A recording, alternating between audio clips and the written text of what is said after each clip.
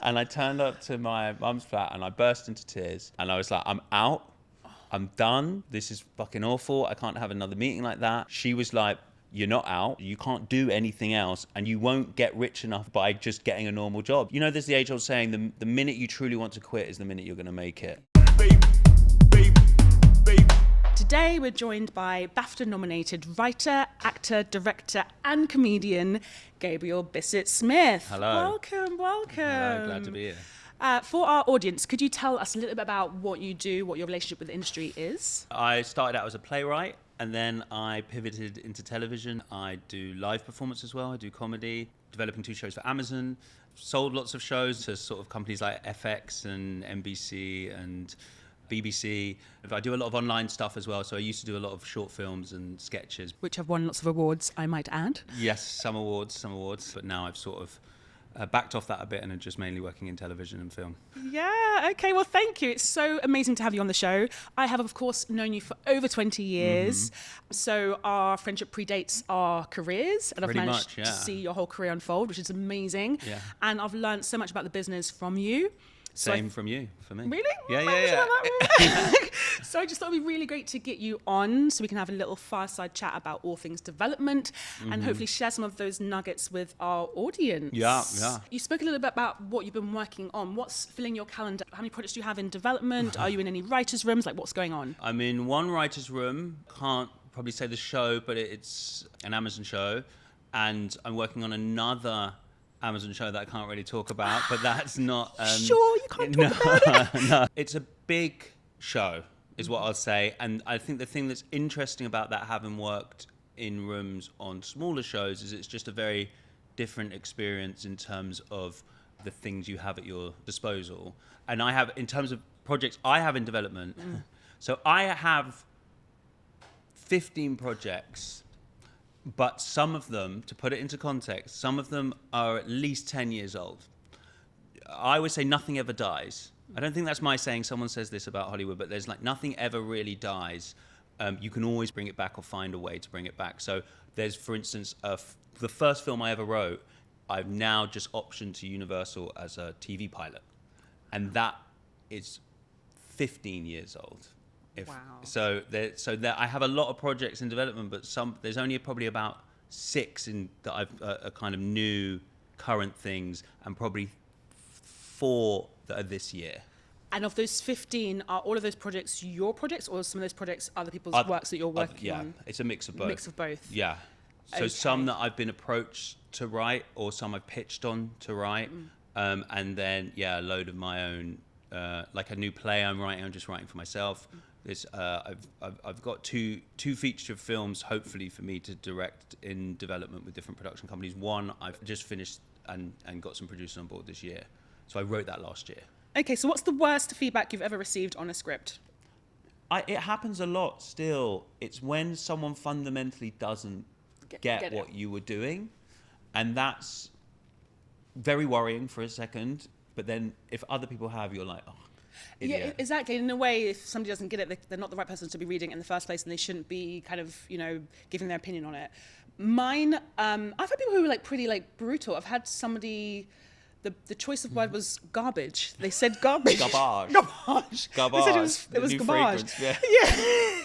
They said garbage. The version before loved it. They loved the version Was this before. someone in the industry or a friend? Someone in the industry, and they said, I think this just didn't take the extra moment to find the right word. That was to do with writing, screenwriting, and then someone else in the commercial world on the first edit was like, yeah, this is shit. This is absolute shit.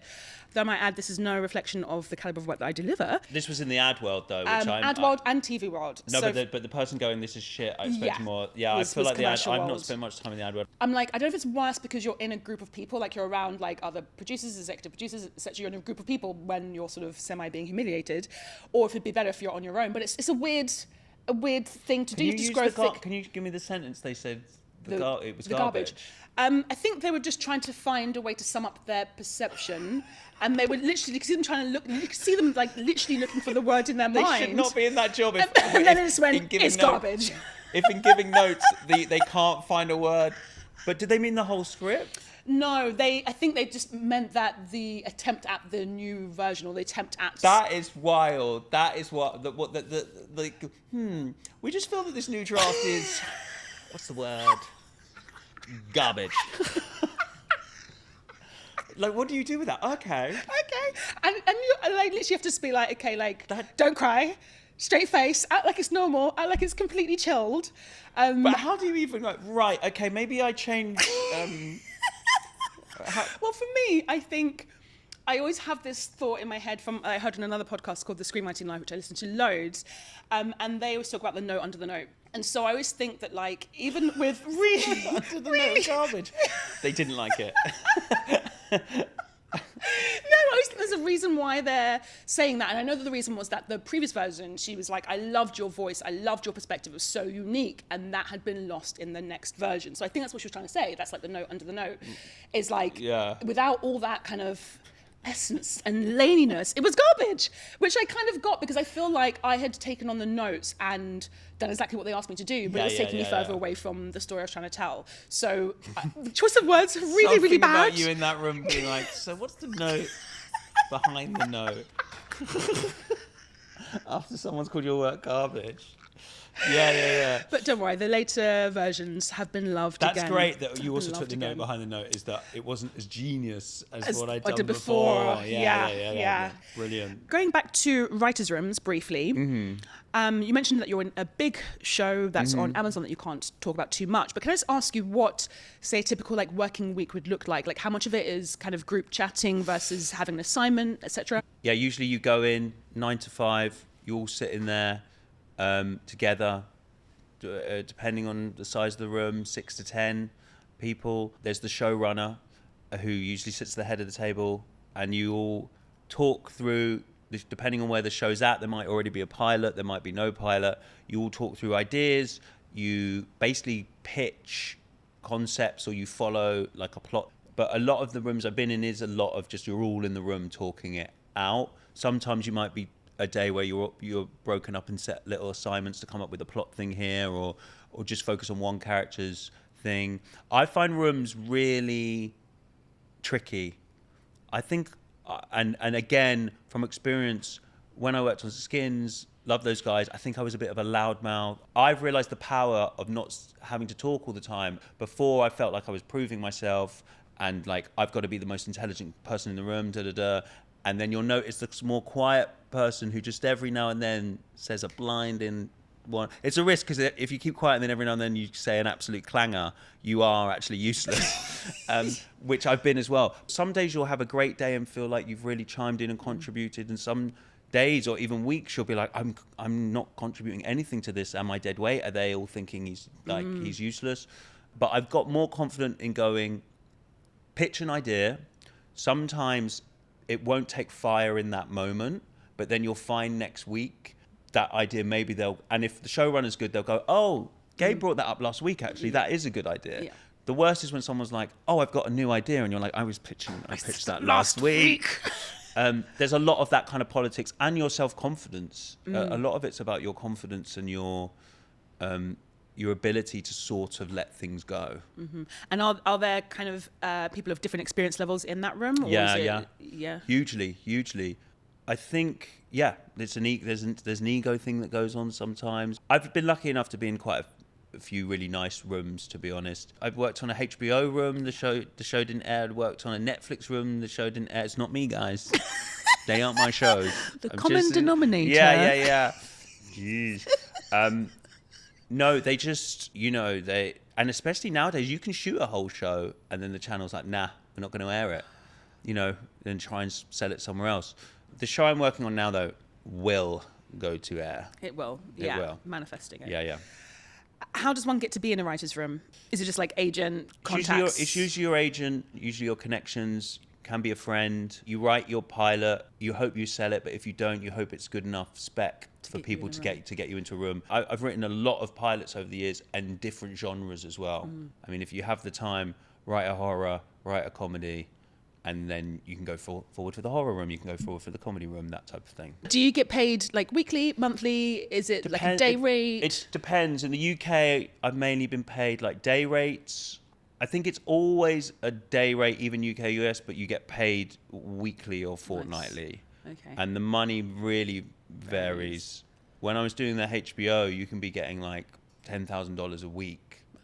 And in the UK, you can get like £2,000 a week. I think a good day rate in the UK is like $750 a day, maybe. AI is going to steal our jobs. Agree or disagree? It's going to destroy jobs. I want to be careful though, because some people, it will open up opportunities to people who might, I'm deeply dyslexic, and even using like Grammarly now, I'm like, oh my God. So there are benefits to it. I think really the question is, will it create better work? And that I'm not sure of. It could do. Yeah. It could mean that someone in their bedroom makes a way better Jurassic Park movie than the studio that's made Jurassic Park. Yeah.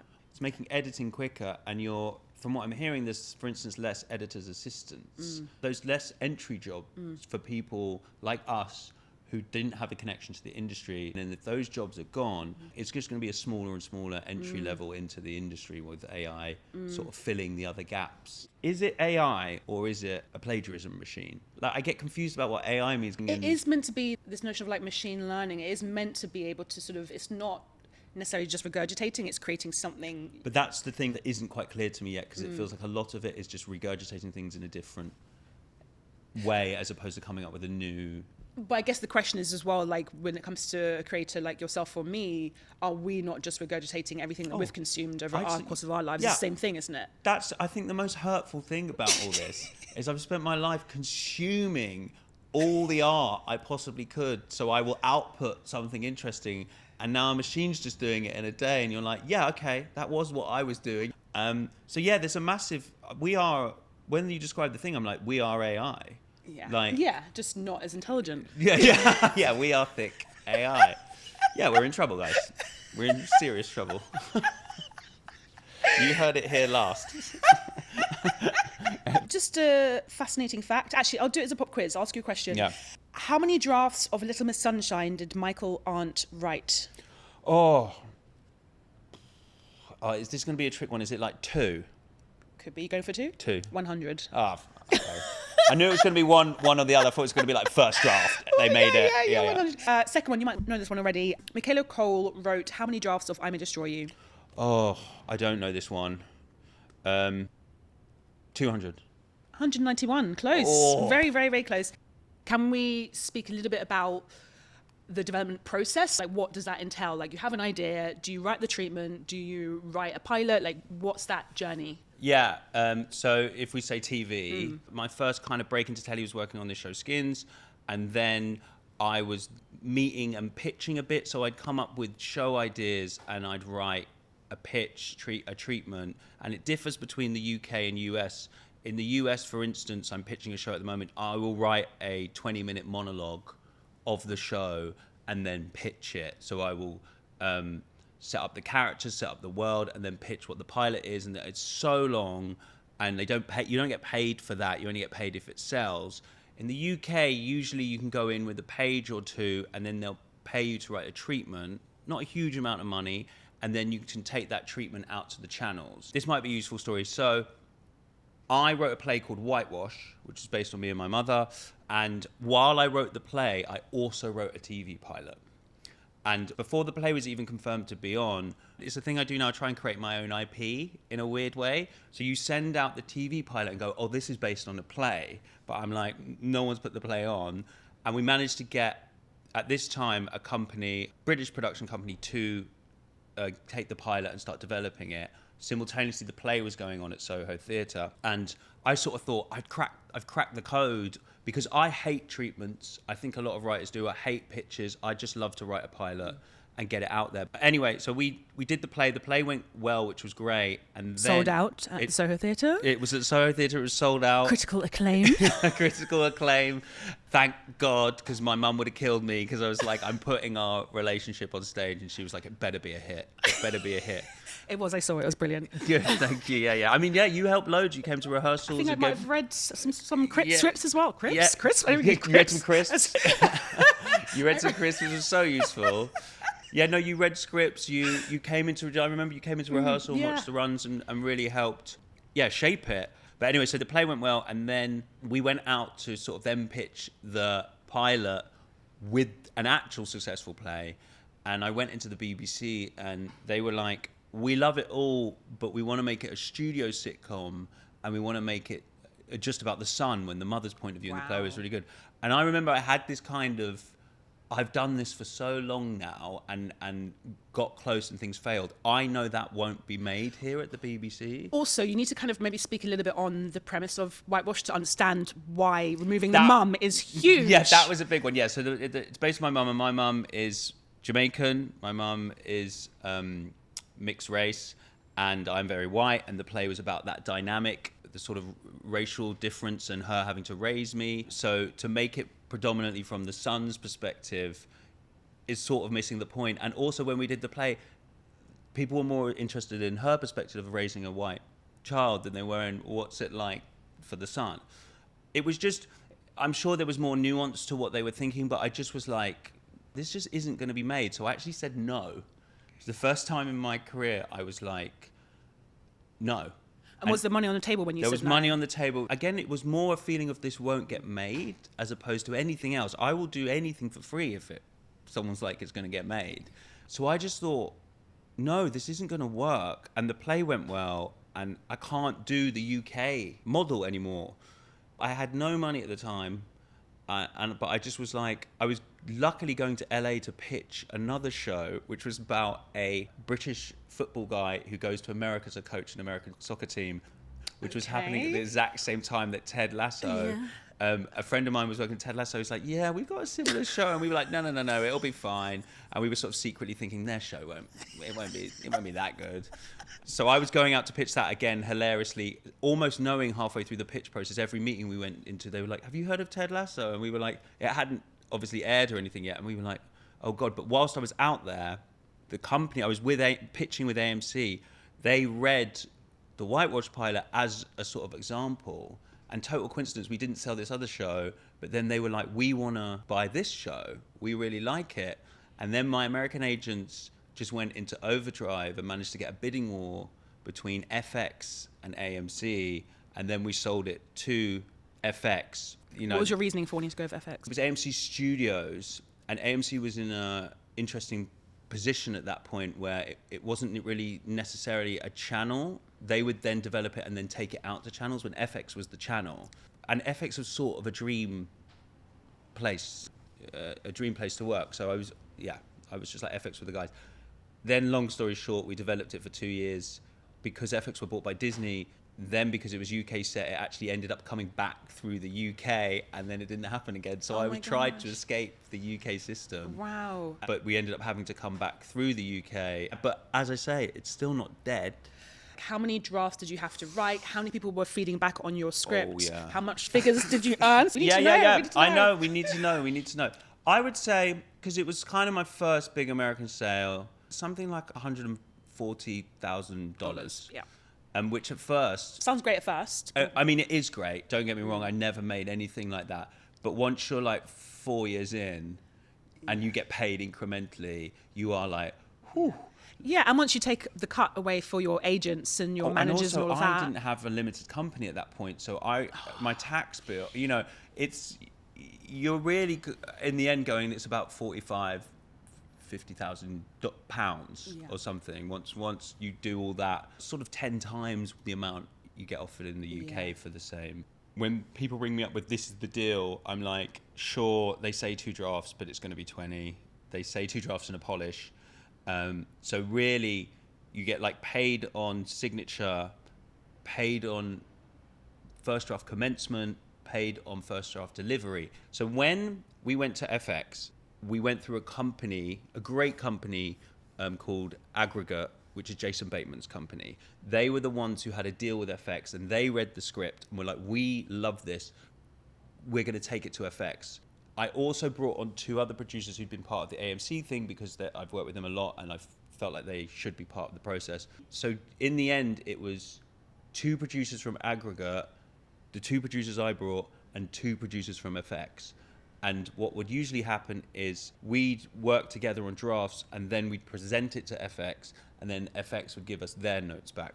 So I worked on the pilot and then I worked on the second episode.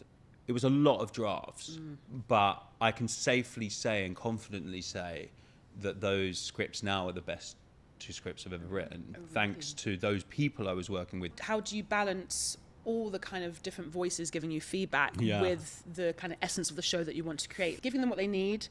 A lot of what they share is actually really useful, but some of it is obviously probably subjective. How do you balance that? The first thing I ever wrote, it was this film called Reinvention, which is the one I've now just optioned as a pilot. I read that years as well. later. Yeah. You've read, I mean, you will have read, I think, everything. Yeah, I wrote that when I was like 24, and I sold that. I wrote it on spec, and we sold it to a company called, I can't remember. They don't even exist anymore. They were part of Fox, and I remember when we sold it, I was like, "See you later, see you later, Lainey. I'm out of here, suckers. Not hanging with you losers anymore." And then, and I wanted this director who I won't name, and he was my number one choice, and he came on board. But I followed everything he suggested, and then when we went back to the company, they were like, "This film is not the film we bought." That's interesting. I remember reading 2 versions of the script. One, which was the beginning, which was your stamp, your perspective, your everything. Absolutely loved it. Just so like alive and electric and interesting and gripping. And then I read another version. I'm not sure what happened between the first and second version. The director. But it just felt kind of Hollywoodized. It just felt sanitized. The budget tripled. And it was originally written as something maybe I could direct. I tried to make it a low budget kind of relationship comedy against a huge... I won't give the premise on this because it's the only interesting thing about it. I don't want anyone to steal it.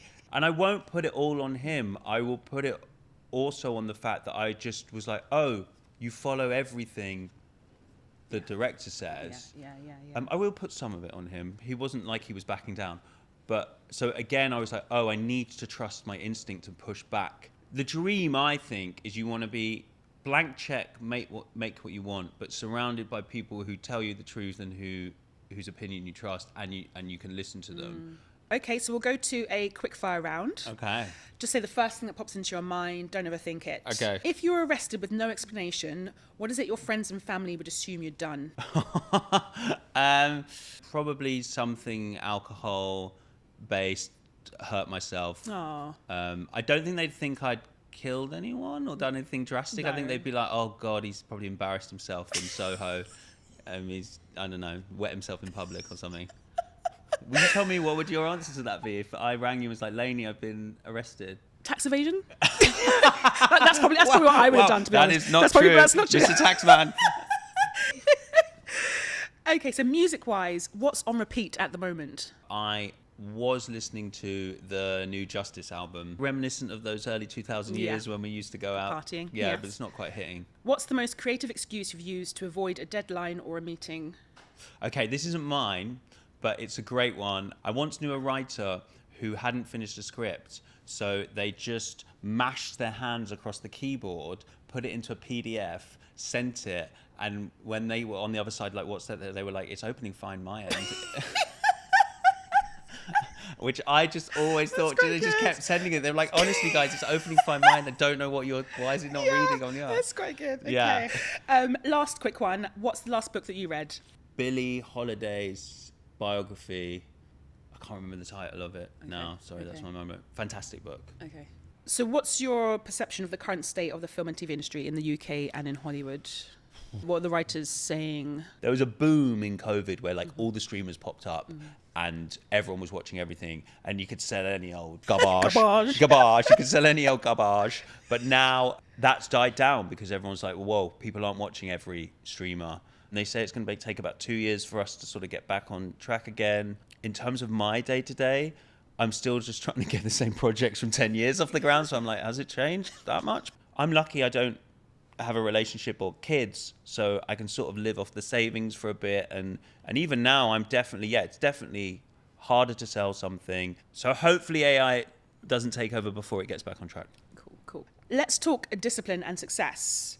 You've always been super self-disciplined. I remember when we used to go partying loads, there'd be points where we'd be out partying and it would hit like 1 a.m. and you'd be like, right, I'm going home to write.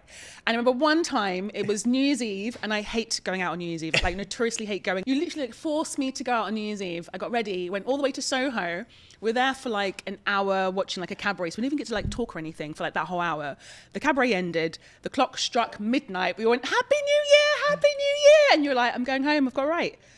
That sounds like you've got beef with me. No, For that. like, Yeah, you remembered that. Well, I was fuming. I was fuming. I was super impressed though as well, like that level of discipline to be like at 5 past midnight, I'm going to go home and I'm going to write. And the fact that I didn't have that, I partied till 7 a.m, mind you. And that was my fault. And though, you probably finished like a play that night while I was went partying. home and stared at YouTube.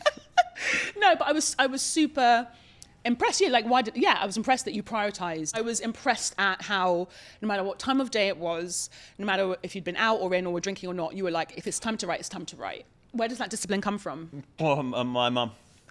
My mum is like, my mum signed me up to a drama school the day she found out she was pregnant. That's an exaggeration, but there was a waiting list. There was like a kids drama school. And what's funny is my mum wanted to go to Guildhall, and I ended up going to Guildhall. And I even said to her, I'm like, am I living your dream here? And this is the biggest privilege of all. You know, I didn't grow up wealthy or anything, but both my parents were artists and were very much like, do art. So I'm always blown away when people, even if they come from the richest family, if their parents were anti them going into like writing or anything, I think that's really hard. Mine were like, you're not going to make any money doing anything else. You ain't got any other transferable skills. That's one side of it, was a pushy parent. But I feel like when we were all kind of growing up and stuff, we were all very much in, you know, we were kind of the North London babies being like artistic, and there was a kind of vibe. Yeah, so it different. I really feel it came from my friends, and the biggest thing is I've always felt like a failure. So even I remember being 25 and feeling like an absolute failure and being like, I'm not getting anywhere and I'm not where I'm supposed to be and I'm not making money. Like, feeling old seems mad to feel old at 25, but I've always felt like a failure. Thanks, Mum. No, she's great, but there's an element of like, why aren't you doing this now? What's this happening? And seeing other people around me start to rise to the top. And weirdly, that's been my greatest. I talked to my therapist. I was like, I don't know if I'd change that, because my greatest motivator is not succeeding. And that's why I would go home. I'd probably be out at Soho. We'd watch the cabaret, and I'd be like, why aren't I doing this? And go home. But I feel like you were really motivated.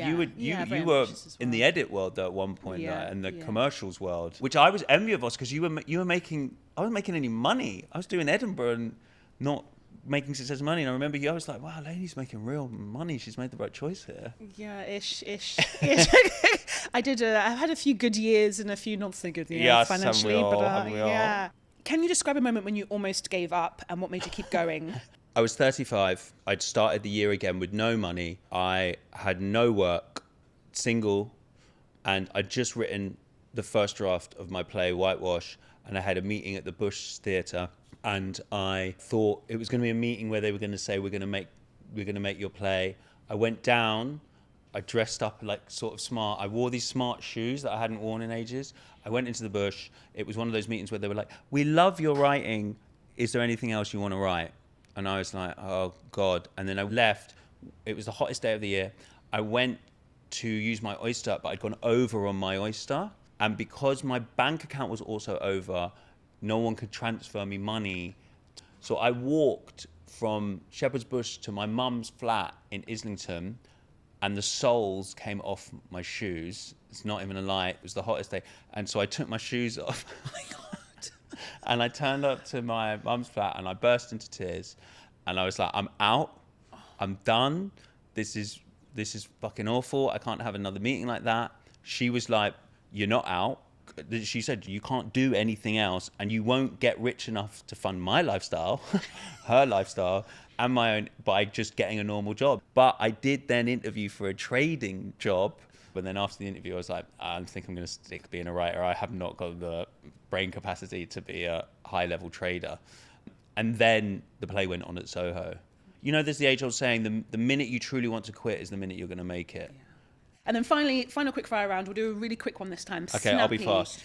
Do you want fans? If so, why? So more people will commission my work because they know there's an audience So that's for a it. yes then. You want Yes. them. You're going to be stranded on a desert island. What's one thing you'll be happy to see the back of? My iPhone. Do you consider yourself an artist? Yeah. What's your favourite quote or mantra? So I think William Golding in Hollywood, nobody knows anything. Blockbuster or indie film? Blockbuster film with indie sensibilities. Comedy or drama? I don't think there's a difference if done properly. What would be the tagline for the film made about your life? He tried. Garbage. Garbage. Garbage, the Gabriel Bisset-Smith story. Amazing. Thank you so much Thank for you. coming on and sharing so much. I look forward to seeing that feature film that you make and all the success. I wish it to you. That doesn't make sense. All that success, I wish it to you. I can't even talk. I wish you all the success in the world. Thank you. Same Thank you to very you. much. Thank you for having me.